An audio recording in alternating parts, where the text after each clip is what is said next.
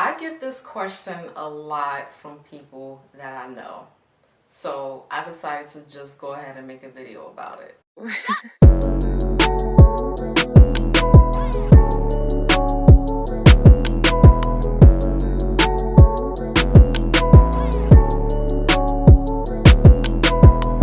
Hey everyone, welcome back to my channel. I am Nia.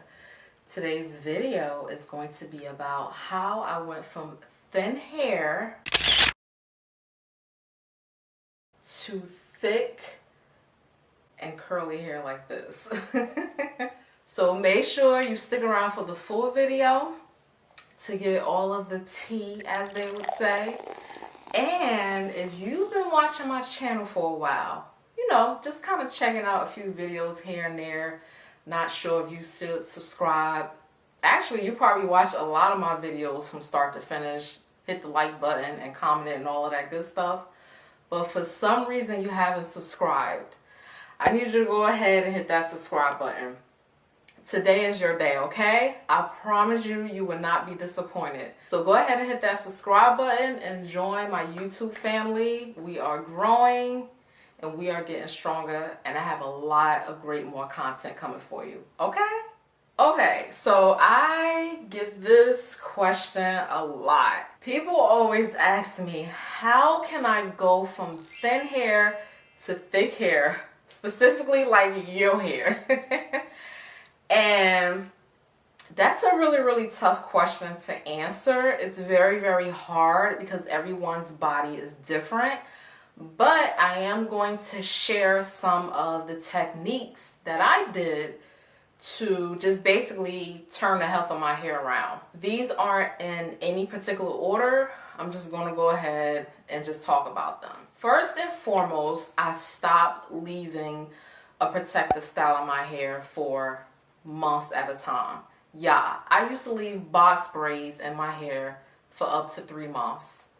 Yes, box braids for up to 3 months. That is a huge no-no. Please do not leave a protective hairstyle in your hair for that long, because not only will you have a lot of shedding, but all of that shedding and especially the tension that I have from the fake hair, and I didn't have knotless braids, like those were authentic knot box braids. All of that tension and that pulling, it thins your hair out. It literally can thin your hair out. It can make you lose a lot of hair. And that starts to impact the density of your hair. And then that's the reason why it looks like your hair is thin. So that's definitely something that you want to stay away from. Do not leave a protective style in for too long. Now, if I was to get like box braids or some type of protective style, I probably wouldn't go past 3 to 4 weeks. Like, it's very important that you remove a protective hairstyle from your hair in a decent amount of time. That's why protective hairstyles don't work for a lot of people, and they always get frustrated like, oh my god, I'm always wearing a wig, or you know, I'm always wearing braids or something like that, and it just seems like my hair is not flourishing. It seems like nothing's happening. It seems like my hair is coming out. It seems like my hair is thinning. So that's something that you want to be mindful of and really pay attention to how long you're actually keeping that protective style in, because at the end of the day, a protective style can cause more harm than it can cause any good. Next up, heat. Heat. Lately, I have been using a lot of heat on my hair. Not too much, but not as much as I used to prior to me going back to natural. When I was relaxed, I used heat every day. I flat ironed the heck out of my bang, and it just fried my hair all the time. It made it look thin.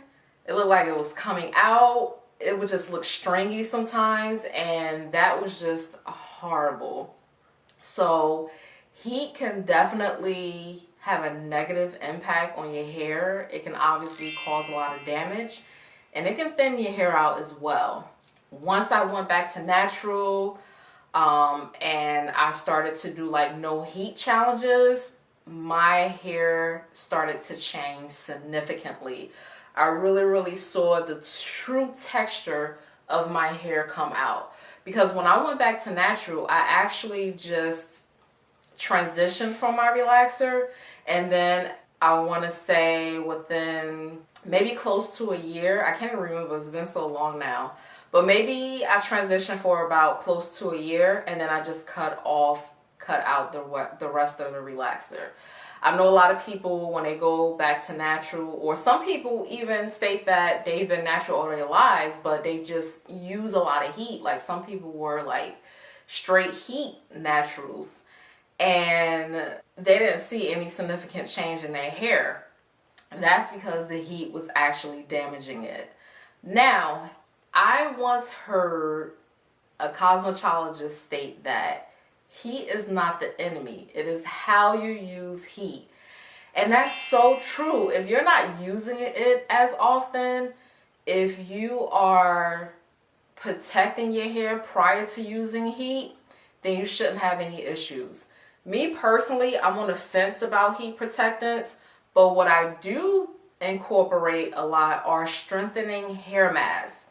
Now, strengthening the hair masks changed the whole game of my hair. I have a lot of deep conditioner videos on my channel, so you guys need to go ahead and check it out. But strengthening hair masks like protein treatments, repair treatments, henna, Alma powder, all that good stuff, and I made a couple of videos about those too. I'll leave them down in the description box so you guys can go ahead and check it out. But that really helps to bulk up your hair and to give it a lot of strength, and you know, to help you to overcome those thin issues that you are experiencing. So if you incorporate a lot of those into your wash day, you know, those particular types of hair treatments and hair masks, that can really help to protect your hair from heat. So it's very important that you have a good hair regimen, so that way your hair is strong enough, and when it's time for you to use heat, you won't really experience that much heat damage.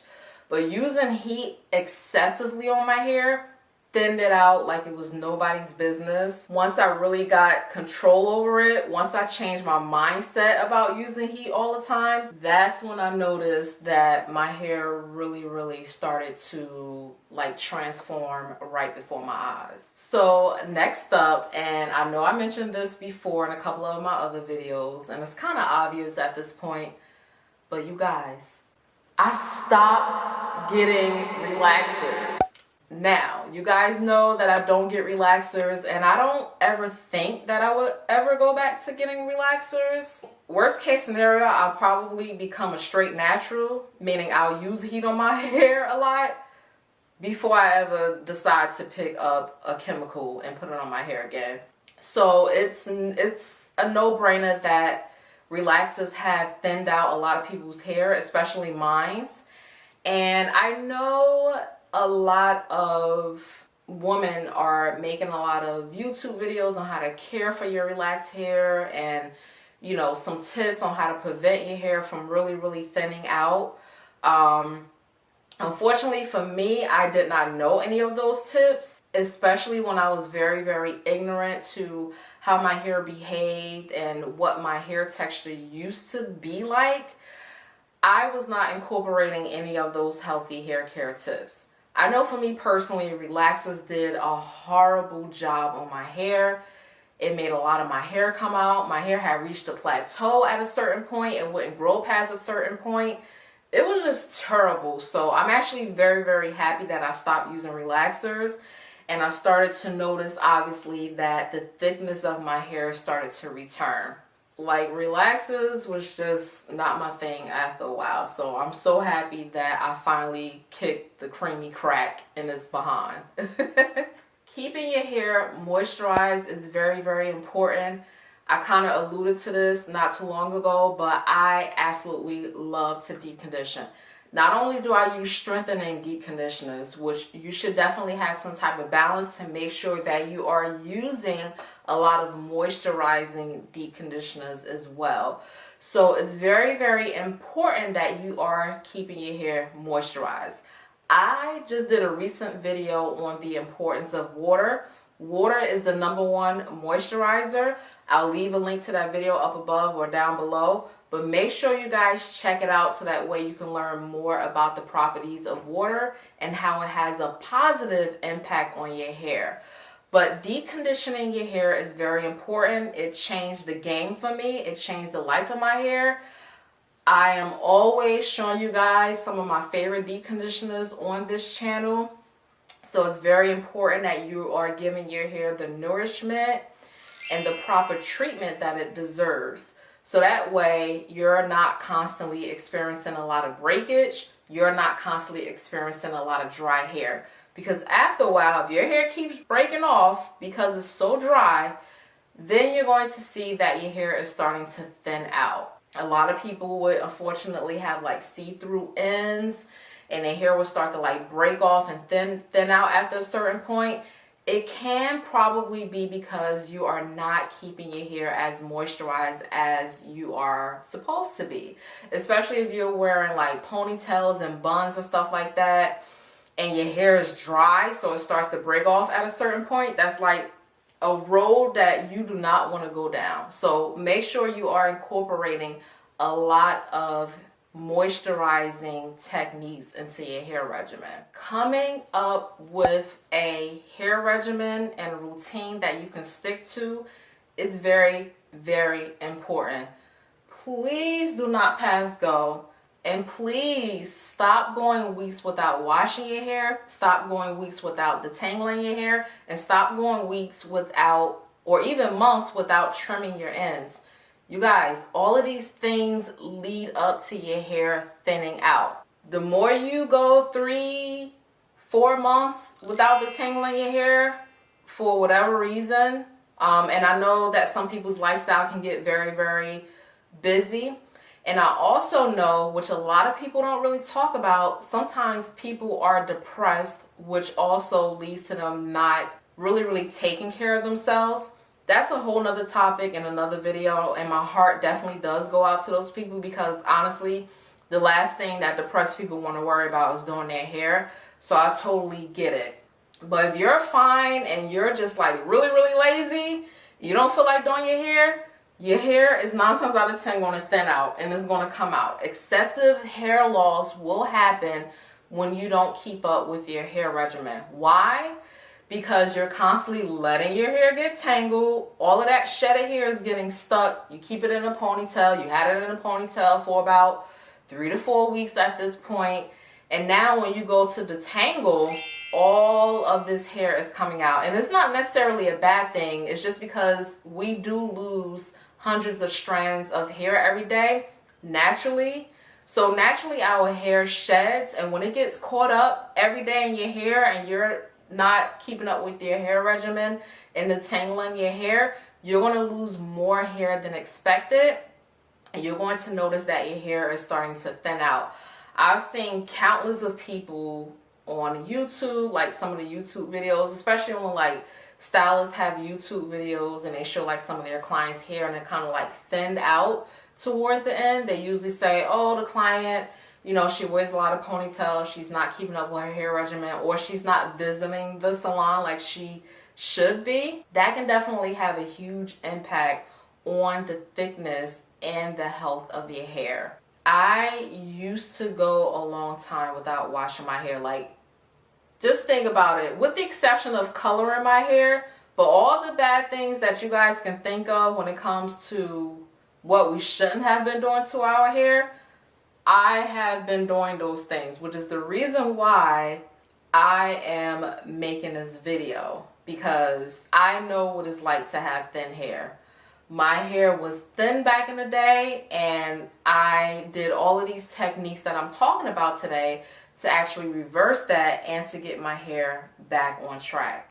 Last but not least, you guys, I do want to kind of add like a disclaimer. If your hair has been thin all your life, and you notice that your hair was always thin prior to you using a relaxer, or even if you have natural hair, you've had natural hair all of your life, and your hair was just always thin, don't think that there's some magic potion or some magic pill or something like that that's just going to automatically make your hair thick.